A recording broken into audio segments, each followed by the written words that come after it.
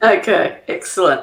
Okay, well, continuing on from what Phil was saying, I think that I could challenge him. I've been 2.5 months at my present place of work, and in that 2.5 months, if you accept the 2,000 automated emails I got from GitHub in the first 2 days before I turned my notifications off, I think I've got about 40 emails in total in that 2 months.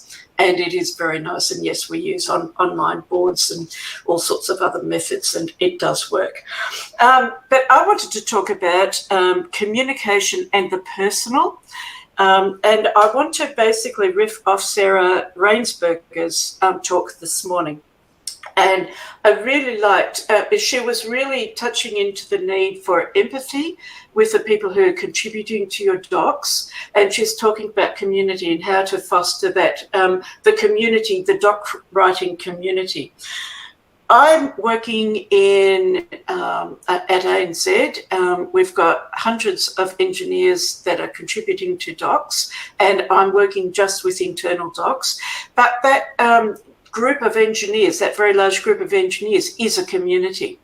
And so I think there was a lot to be learned from that open source experience of Sarah's. One of the things is empathy and the need to develop, obviously being a new person, the need to develop personal relationships and confidence of the engineers in writing the docs, because with just 4 tech writers across probably nearly 1,000 engineers, and we're not going to be able, we can't write the docs, and we can't even check all the docs in minute detail. But so we really rely on people coming to us, asking for us for help. One of the things that I've noticed with working around, there are 3 groups of people that probably need particular help with documents, and we just need to be careful when we're thinking about, okay, we might complain about engineers who are not writing the docs, and quite often they're not recalcitrant. There are actually very good reasons why they're not writing the docs. And one group that I've come across is the Australian Educated Engineer that has gone into engineering, and they've managed to scrape through high school English, but they've been told that they're really bad at it. They know they're really bad at it, and they've never been given an opportunity in high school or in primary school even, that kind of one-on-one coaching that they need to understand, that particular language hump that they have got. And so all they feel is when they pick up the typewriter and start writing a doc, I'm a failure. And these kind of self-messages right at the beginning are incredibly limiting. And as if we want people to contribute, we need to make people feel that they can actually succeed in their documentation. So I quite often in my work, confidentiality and having private conversations and enabling conversations with a particular engineer that might be facing their worst fears, frankly, like my worst fear is actually speaking to you right now.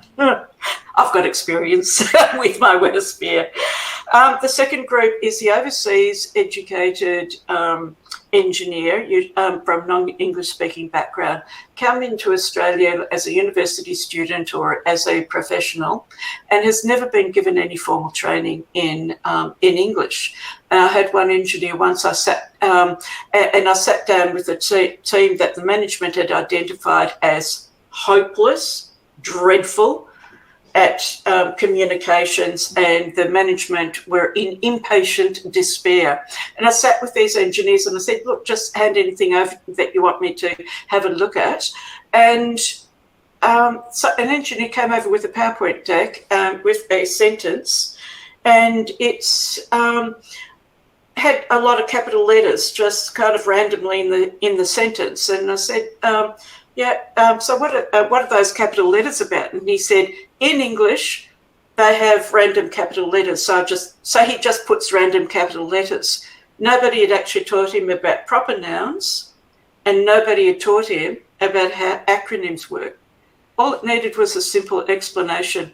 And I think this comes back to, we actually need some formal training in writing for these engineers. Would be very, very helpful for them.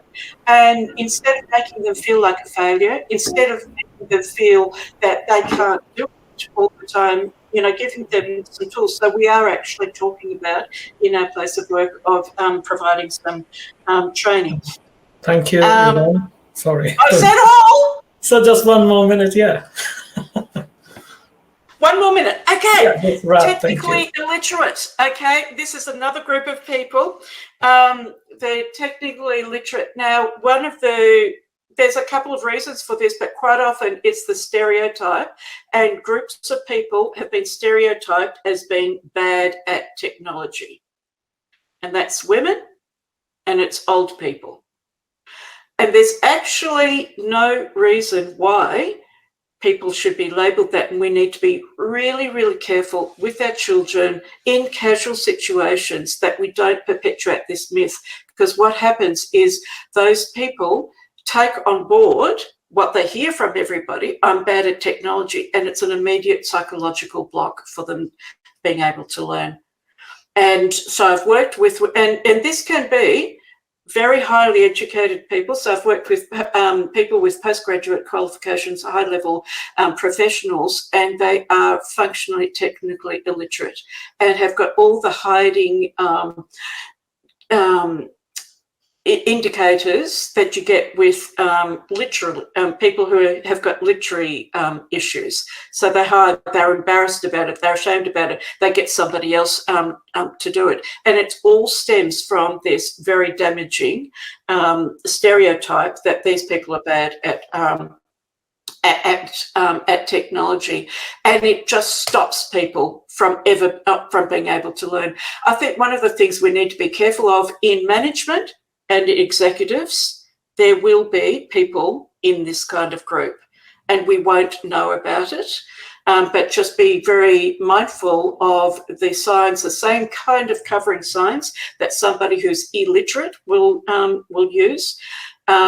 Digitally illiterate people will use as well. And once again, it's the getting the confidence and dealing with it confidentially and privately is incredibly important for these people.